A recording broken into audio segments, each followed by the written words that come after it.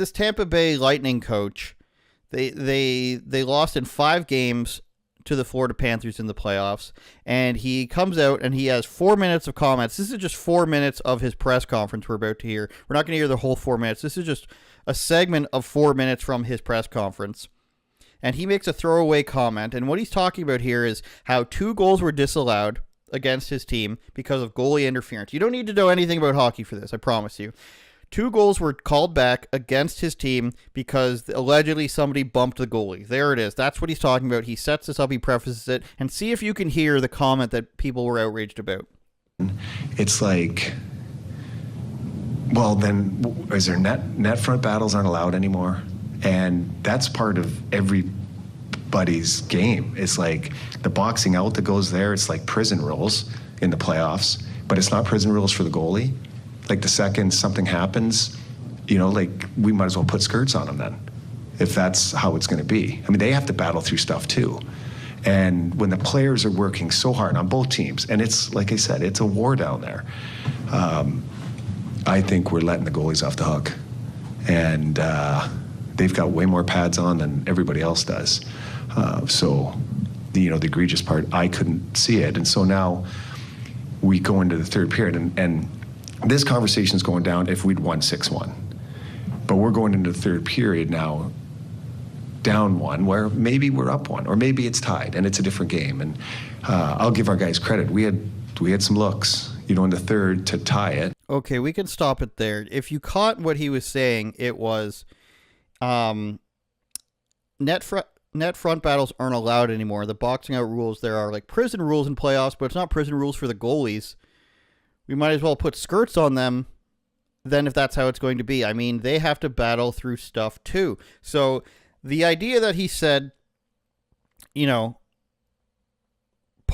might as well put skirts on the goalie was enraging to some people, apparently. The fact that he said, a man wouldn't want, this is how stupid we are now. We have to, people like me, and I have to do this, right? We have to go out and explain to people why not only this isn't sexist, but why it's a normal thing to say. People don't like being called things that they aren't, right?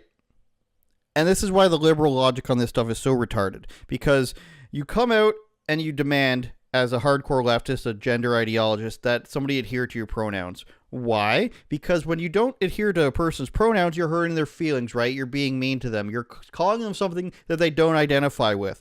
But if a coach comes out and says that a goalie would have to wear a skirt as a metaphor, because obviously a straight man doesn't want to wear a skirt, that's offensive. So calling him something that he's not, shouldn't be allowed on the grounds that it's sexist. Not just because, calling somebody something that they aren't is not something somebody wants to be called, but you can't call them certain things because that would be sexist, is it, or whatever. I don't even know what word we want to use for that. So here are some of the responses to that, which were ridiculous. The open sexism here can't be part of a coach's vernacular. And this is a guy who works for the Hockey News. And if you're not familiar with the Hockey News, I don't blame you. It's been around since like the 50s or the 60s. Pronouns in, look at that. I didn't even plan that. Pronouns in his bio, okay? A manager of a hockey publication that's like almost 100 years old, and this guy is in charge there. The open sexism here can't be part of a head coach's vernacular. Here's another person. Put skirts on them? Wow, that's some kind of misogyny. Coach, you should be better. Gross. That's gross, you guys. You can't even make analogies. You can't say a guy doesn't want to be a woman, which is weird, right? You could say a guy does want to be a woman, but what if they don't know that goalie's not trans? What if that was a compliment? These are the stupid games that we have to play now, right? So what happened with that? The backlash happened. Did this guy come out and say tough luck? Did he say I apologize? He did. He didn't just come out and say he apologizes. He went further than that. And I wrote about this because this is the type of stuff that we can't stand for. Cooper opened a press conference a couple days later by apologizing for the remarks and shockingly said the negative responses he felt were even worse than the playoff loss that he suffered. As a massive supporter of women's hockey, he said, quite frankly, was wrong, and I've got to explain myself to my daughters. Anyway, I sincerely apologize to all I offended.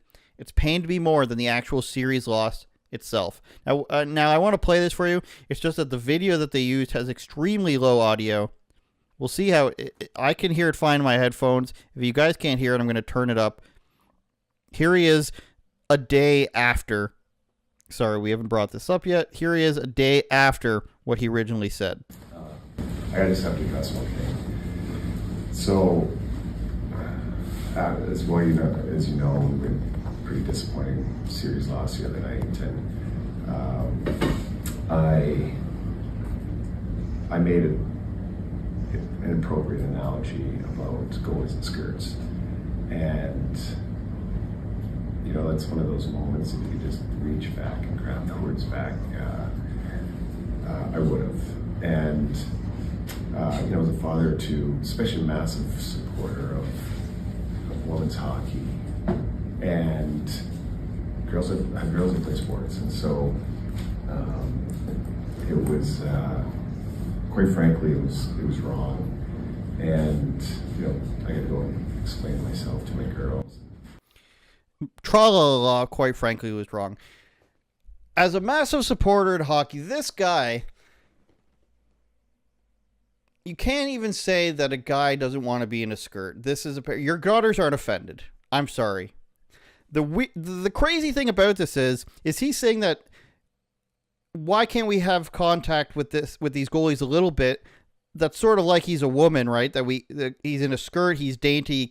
You can't body check in women's hockey at all. There's no body contact. You can get away with a little bit, but there's officially on the books no body checking in women's hockey. So even if you were to break it down to its simplest form, he's right. You can't hit people in women's hockey. We're frothing at the mouth here. We can't hit people in women's hockey, but if you were to refer to that in any way, shape, or form to say that a woman is more fragile than a man, that's sexist. And now I have to go explain to my daughters. I have to explain to my daughters that men in the NHL are tough. What's going on here? And then he's, I'm such a believer in women's hockey. Can you imagine being like a guy in his 50s and coming out and saying that losing in the playoffs is not as bad as somebody thinking you're mean for saying that a guy should be in a skirt? Could you imagine that? Could you imagine where you're at mentally? We've become a society that's crippled by the fact that we can't feel uncomfortable for the slightest second, and if somebody says that, hey, you've made me slightly uncomfortable, then that person has to be like, I can't believe I made you slightly uncomfortable. I can't believe you thought I was mean. What kind of man? That's what he should be saying to his daughters. He should be saying, honey, if you're ever going to get married, or you ever like a guy, or you just want to be able to look up to a guy in your family, your father, your uncle, your grandfather, if he's so weak that a couple people claiming a tiny little throwaway comment means more than it actually means, he's not a strong person, and you should reconsider looking up to that person or believing in what that person tells you if they're that fragile. If you're an NHL hockey coach and somebody calling you mean, or 10 people online, or some loser from an online publication calls you mean, like I don't expect AOC to change her mind because I say something about her. If I say a mean word about her. Turn it up, Jordan.